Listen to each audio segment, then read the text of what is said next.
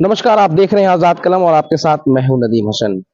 बिहार की विधानसभा में जो 4 सीटों पर उपचुनाव होना है, इसमें सभी लोग जो है अब तैयारी बिल्कुल पूरी तरीके से तैयार हो चुके हैं अपने-अपने उम्मीदवारों को चुनाव जिताने के लिए। और आपको हर क्षेत्र में एक से एक स्टार प्रचारक भी देखने को मिलेंगे। लेकिन आज मैं आजाद कलम पर एक ऐसी शख्सियत को मिलाने जा रहा हूँ, एक ऐसे शख्सियत से आपसे बातचीत कराऊँगा, रूबरू कराऊँगा, जो जदयू में रहते हुए नीतीश कुमार के लिए 25 साल काम किए। उस अब जो है जनसुराज के साथ जुड़े हैं और जनसुराज के साथ जुड़ने के साथ ही इनको प्रशांत किशोर ने इमामगंज विधानसभा और बेला विधानसभा में इनको स्टार प्रचारक के रूप में रखा गया है। चूंकि एक तरफ है अमजद खान और एक तरफ जितेंद्र पासवान, दोनों उम्मीदवार के लिए प्रचार प्रसार कर रहे हैं और इनसे मैं जानूंगा कि अब तक दोनों विधानसभा में किस तरीके की तैयारी चलेगी। दोनों विधानसभा, अगर बेलागंज विधानसभा की बात किया जाए या इमामगंज विधानसभा की बात की, दोनों में गहमा-गहमी मचा हुआ है और एक तरफ से देखा जाए तो दोनों ही विधानसभा में त्रिकोणीय मुकाबला देखा जा रहा है। आइए मैं बात करता हूं और इनसे समझने की कोशिश करूंगा कि आप लगातार जो क्षेत्र में जा रहे हैं और दोनों विधानसभा में आप लगातार वहां पे प्रचार प्रसार कर रहे हैं जनसुराज के लिए, कैसी तैयारी चल रही है? सबसे पहले सर स्वागत है हमारे चैनल पे। बहुत बहुत शुक्रिया आपका और आपके तमाम चैनल वालों का। जो आपने सवाल किया कि कैसी तैयारियां चल रही है, तो आप यूँ जान लीजिए कि पूरा हिंदुस्तान जानता है कि प्रशांत किशोर जी वो इलेक्शन स्ट्रेटजिस्ट हैं, चुनाव प्रबंधन का काम करते हैं और पूरे हिंदुस्तान में मशहूर हैं और 11 जगहों पे उन्होंने काम किया, 10 मुख्यमंत्री बनाया और बहुत अच्छी प्लानिंग उनकी होती है चुनाव लड़ने की, लड़ाने की। तो हमारे यहाँ जो 2 उपचुनाव हैं, बेलागंज और इमामगंज, इसके में जो जिस तरीके की उनकी रणनीति है चुनाव जीतने की, चुनाव लड़ने की, हम दोनों विधानसभा चुनाव भारी मतों से जीत रहे हैं। उसके पीछे तर्क ये है कि जनता अब सबसे ऊब चुकी है।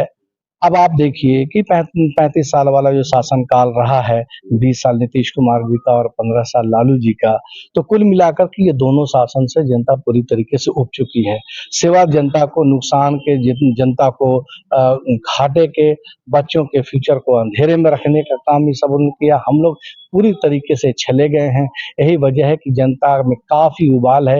एक नया विकल्प मिला है प्रशांत किशोर जी के रूप में और प्रशांत जी का आप भी छोटा-छोटा जो क्लिप आता है पढ़िए, वो सत्ता बदलने का काम, सत्ता बदलना उनकी नीयत नहीं है, वो व्यवस्था बदलना उनकी नीयत है।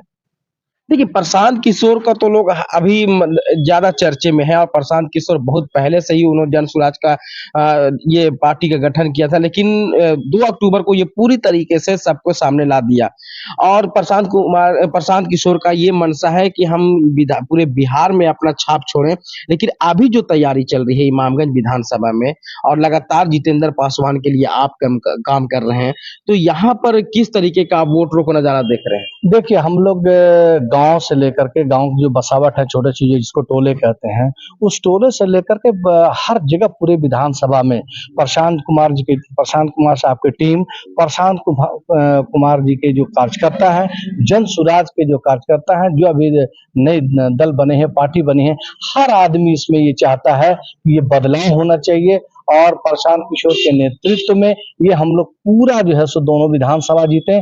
चूँकि जब तक नहीं हम लोग गाँव-गाँव तक नहीं पहुँचेंगे, नहीं पहुँचाएँगे, ये कामयाबी नहीं मिलने वाली। और आप भी पता है, आपको खूब इस बात का पता है कि हर गाँव में कम से कम 3 बार तो आदमी जनसुराज का जा ही रहा है और जनसुराज का आदमी जा रहा है तो एक-एक आदमी को कन्विंस करने की कोशिश कर रहा है। मैं आपको बता दूँ कि जनसुराज की जो प्लानिंग है, वो इस तरह है कि वो कोई आपको चिनिया बादाम भी बेचने वाला घूम रहा है, जो प्रशांत किशोर जी का आदमी है। जो हायर क्वालिफ़िकेशन का मालिक है, वो भी प्रशांत किशोर जी का ही है। बड़े-बड़े यहाँ पे कई एमएलए हैं, कई एक्स एमएलए हैं, वगैरह-वगैरह हैं, जो अपनी पूरी एनर्जी, पूरा दिमाग लगा करके हम लोग चुनाव यहाँ पे जीतने की कोशिश में है कि हम लोग को कैसे चुनाव जीता जाए। यहाँ बड़ा कार्यकर्ता और छोटा कार्यकर्ता सब एक समान हो गया है और उनके जो प्रशांत किशोर जी के जो टीम के आईपैक के जो लोग हैं, वो भी काफ़ी मेहनत कर रहे हैं इसके में और हम लोगों को वो बताते हैं कि देखिए अंदर की आवाज़ ये है, इस गाँव में आप जाइए, इस गाँव में आवाज़ ये है, इस गांव का ये आदमी है, आप इनसे संपर्क कीजिए। तो हम लोग उन लोगों तक जा करके पहुंच रहे हैं। जैसे मैगरा में जो है सूरजवान खां साहब हैं, बांके बाजार में शेरू साहब हैं, इस तरीके से मंजरी में जो है सो वहाँ पे डॉक्टर कलीमा, इस तरीके से सैकड़ों लोगों का हम लोग के पास रिकॉर्ड आता है और हम लोग उनको अपनी बातों से कन्विंस करते हैं और वो बात हुई और वो हम लोग के साथ चल रही है। तो ये जानिए कि जन सुराज को लोग सुनने को तैयार हैं और जो आदमी सुनने को तैयार होता है उसको हम लोग कन्विंस करने को तैयार हैं। हम लोग उसको प्रशांत जी की अच्छाई को दिखा करके, जो समाज में 35 साल सरकार ने जो गलत काम किया है, जो पूरे समाज को भ्रष्ट करने का काम किया है, उनसे जनता कन्विंस होने को तैयार है कि जन सुराज वाले बेहतर है। देखिए प्रशांत किशोर के बारे में लोग ये जानते हैं कि बहुत बड़े राजनीतिक सलाहकार हैं, क्योंकि देश के प्रधानमंत्री को भी चुनाव लड़ा चुके हैं, हमारे नीतीश कुमार को भी चुनाव लड़ा चुके हैं, कांग्रेस में भी काम कर चुके हैं और जिस तरीके से वो स्टैंड दिखा रहे हैं ये चारों विधानसभा में, ये अलग छाप छोड़ा जा रहा है। और अभी जो चर्चाएं चल रही है, जो लहर चल रहा है, ये अब पूरी तरीके से महागठबंधन, इंडिया महागठबंधन और जन सुराज के बीच में आ चुका है। देखिए, बिल्कुल आपने सही कहा। कम से कम ये चंद दिन की पार्टी है, ये तो पूरे लोग इन तक मतलब इकरार कर चुके हैं, ये लोग सहमत हैं कि कहीं भी अगर टक्कर है तो जन सुराज से है। लेकिन मैं आपको दावे के साथ कह रहा हूं कि टक्कर वक्कर कहीं नहीं है। हम लोग अप्रत्याशित रिजल्ट देंगे। आप सोचा नहीं होगा जैसा रिजल्ट होगा। आप 23 तारीख को हमसे फिर बात कीजिएगा। हम लोग पूरी तरीके से चुनाव जीतने की तैयारी कर चुके हैं, हम लोग चुनाव जीत चुके हैं। ये फॉर्मेलिटीज है, आप देख रहे हैं। और रात दिन जन सुराज पार्टी के लोग मेहनत कर रहे हैं, रात को रात नहीं, दिन को दिन नहीं। और प्रशांत किशोर जी के उसूल को बता रहे हैं, उनकी विचारधारा को बता रहे हैं, समाज को किस तरह बदलेंगे वो बता रहे हैं। प्रशांत किशोर जी खुद भाषण में बोलते हैं, अपने तकरीर में बोलते हैं कि मैं शिक्षा को सुधार दूंगा। तो कैसे सुधार दूंगा उसका वो तर्क देते हैं। मैं 60 साल के ऊपर के लोगों को 2000 रुपया मैं दूंगा पेंशन, वो बोलते हैं कि मैं कहां से पैसा लाकर कैसे मैं एडजस्ट करूंगा। तो इस तरीके का वो जो है जैसे उन्होंने कहा कि सस्ता लोन दे करके युवाओं को रोजगार में लगाएंगे, किसान की किसानी बेहतर करेंगे, किसान को बढ़िया मुआवजा देंगे, किसान को अच्छा हर चीज में उपलब्ध कराऊंगा जिससे किसान से ज्यादा वो किसान फायदे में हो। तो वो तर्क देते हैं और तर्क सुनने वाला होना चाहिए। तो आप ये जान लीजिए कि आज के डेट में प्रशांत किशोर जी की बातें पूरा हिंदुस्तान सुनता है और जब सुनता है वो कन्विंस होता है। देखिए आप रफीगंज विधानसभा से बिलोंग करते हैं और रफीगंज में आपका बहुत चर्चा है, क्योंकि आप बहुत बड़े सियासत के माहिर नेता माने जाते हैं और अभी आप इमामगंज विधानसभा में है। तो प्रशांत किशोर की पार्टी कैसे ज्वाइन किया, क्या लगा प्रशांत किशोर की पार्टी में आप? देखिए, मुख्य रूप से आप सही बता रहे हैं कि मैं जहाँ था वह मैं 25 साल वहाँ दिल्ली में रहा और मैं बड़े बड़े पदों पे रहा हूँ। हमारा बायोडाटा बहुत लंबा है, वो अलग चीज़ है। मुझे माननीय नीतीश कुमार जी ने हमें इज्जत भी बहुत बख्शा और हर वक्त हमें, जब मैं चाहता था 12 बजे हो, 1:30 बजे रात में हो, इमरजेंसी में बात भी करता था और समस्याओं का हल भी होता था, सब कुछ ठीक ठाक था। लेकिन धीरे धीरे जदयू में विचारधारा की कमी होती चली गई। वहां पे फिर वो माननीय नीतीश कुमार जी लोगों के बीच में घिरना शुरू हो गए और वो जो घिरते चले गए, तो आप जो पहले वाले 19 साल पहले वाले नीतीश कुमार थे वो आज के डेट में नहीं है।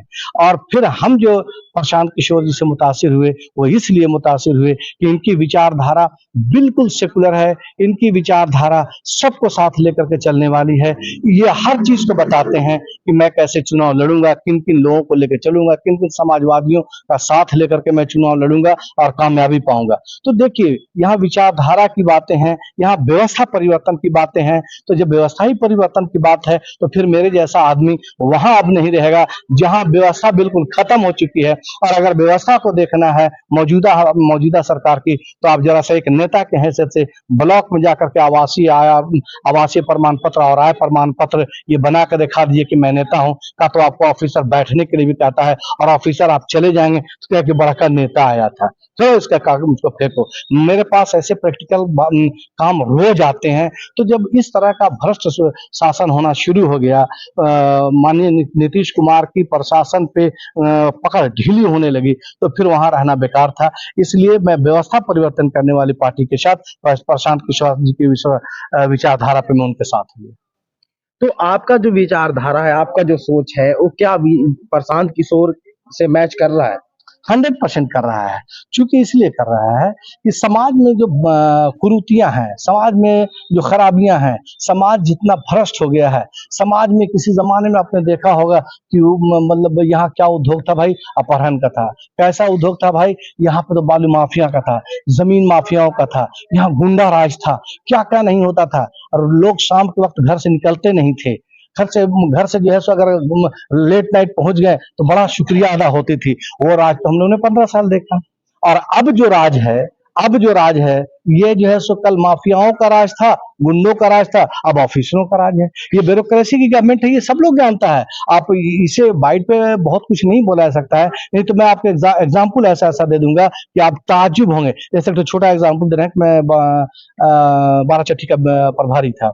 एक शख्स आया, बोला कि सर जैसा दरोगा जी का दिन बड़ा दिक्कत है। तो उन्होंने सांसद विजय कुमार माही साहब ने उन्होंने फोन लगाया तो थाना प्रभारी मटर गश्ती कर रहे थे, उन्होंने फोन नहीं उठाया।